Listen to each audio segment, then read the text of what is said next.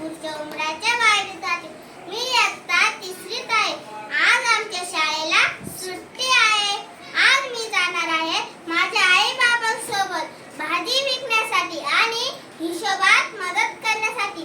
चला तर जाऊया माझ्या आई बाबांसोबत बाजारात. आवरलं का शिवानी? हो आई बाबा.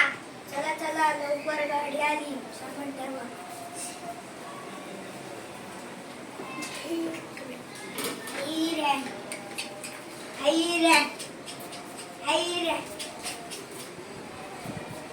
चला चला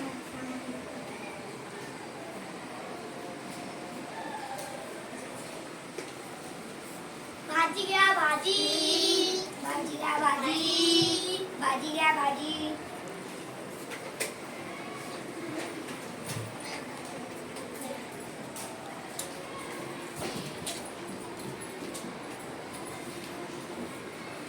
आई मी बाजारात चक्कर मारून येते.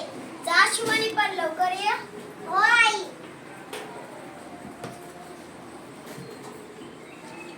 भेळ घ्या, गरम गरम मिसळ घ्या, आईस्क्रीम घ्या, थंड थंड आईस्क्रीम घ्या, मिठाई घ्या, मिठाई बर्फी, मिठाई घ्या, मिठाई, काय मिठाई घ्या, मिठाई.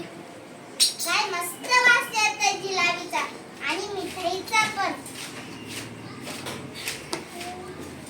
हे मुली चल पैसे काढ. कसले पैसे? मगापासून माझ्या मिठाईचा वास घेतो की राहिली. अहो पण मिठाईचा वास तर येणारच ना.